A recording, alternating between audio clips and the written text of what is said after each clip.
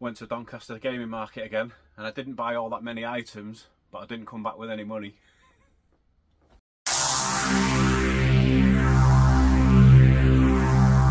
So the first purchases of the day, we went to Michael and Jen again for some nice 3D printed signs, some of my collections. The first one we bought was 3DO one that I've got up there with me 3DO games now. I'll put a little bit of a little film up there of the sign, because I don't want to get that down, because I might knock everything all over the place. I've only got a few 3DO games. I'll show you those there along with the sign. The next one we got was a Mega Drive one, and I've got a half decent GameCube collection as well. So we've got a GameCube one, I've got a Resident Evil one, because I've got quite a lot of Resident Evil games, and we also got a Star Wars one. This was kind of like the free one, because you get 5 for the price of 4. So thanks again to Michael and Jen for those. They'll be going with the relevant collections or subsets that they need to be going with. I think I'll stick my Star Wars sign. I'll stick with the Nintendo 64 Star Wars games that I've got. And then the next pickup was quite a massive one. I went to the market only needing 4 Atari Lynx games for the full set. Now they're not all boxed, they're not all complete, but I do only need 4 games to have every game that was released retail for the Atari Lynx. And I've managed to add another 2 from Vintage Gamer. He knocked an awful lot off these, which I'm very grateful for. 2 quite difficult to find ones and 2 quite expensive ones. And we've got Super Off-Road and Super Asteroids and Missile Command as well. And I don't know if I want to say they cost me north of £250, but the original price he had on them was actually north of 300. So he knocked a very significant amount off those for me, which I'm very grateful for. And now that means I only need 2, like I say. And it's not going to be a very long video. This, we didn't see anyone. We didn't meet anyone that I haven't met before. I did want to see a couple of people. I was hoping to bump into Virtua Father, who I've spoken to since on YouTube in the messages. Didn't manage to see him this time, but hopefully we'll catch him next time at Sheffield. And then another expensive purchase, this time from TootyUK. Again, did me a great deal on this, knocked me quite a lot off this. And the only real reason, there's only really 2 games that I would really pay up for on the Atari 2600, and this is one of them.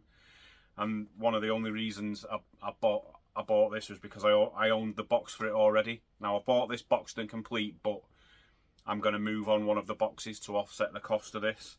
And this is the one with the game in that I got off Stu, and it's Gyrus. Trying not to get the glare on that.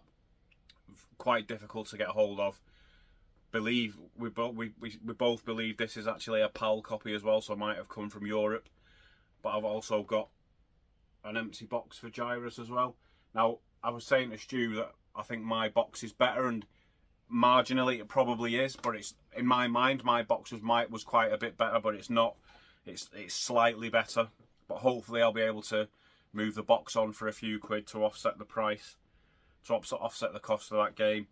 But I'm very happy to have added Gyrus complete with the manual and the box into my Atari 2600 collection.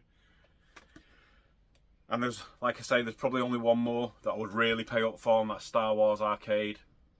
There are a few others that I would quite like, but I'm going to be patient enough to try and come across them in bundles or that kind of thing, like Pitfall 2, River Raid 2, those kind of games. And 2600, although I do like to add to the 2600 when I can, that's probably the least of the priorities. It's probably, depending on the day, it's Jaguar, Lynx or 7800, which is the priority, and then 2600 is always at the lower end of that. It's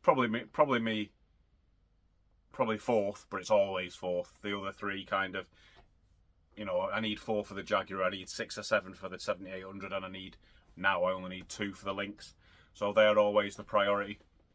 I know I can get hold of the 2 that I need for the links as well, and they're not going to cost me an absolute fortune, because those 2 that I've added were actually probably the most expensive ones I still needed to add. And then, not actually from Doncaster Gaming Market, but from the Doncaster CEX on the way home, I went and I picked up this Atari Lynx car charger, which, although it's not boxed or anything, it was only a £5, so picked that up as well. Been after one of those for a while. I've got the battery pack and I've got the normal power supply, and now I've got the car power supply as well.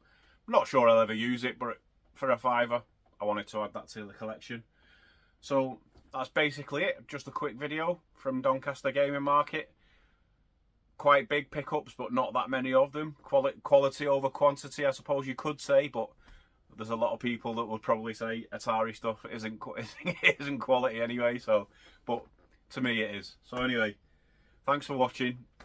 Quite a bit of a shorter video this time. Hopefully most of my videos will be a bit shorter going forward, because now I've got the space, I'll be able to just set up my camera when I make the pickups, and just, you know, probably do a video once every 2 or 3 times I manage to pick stuff up. So hopefully you'll tune in for the next one, because I've got another pickups video coming soon, and I have just made another quite big purchase.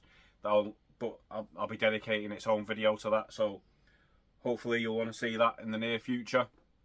I'll be testing something I've picked up along with some other pickups from quite a while ago, making sure they all work. Hopefully they do. Anyway, I think I've waffled on long enough for this one. Thanks for watching, and I'll see you next time.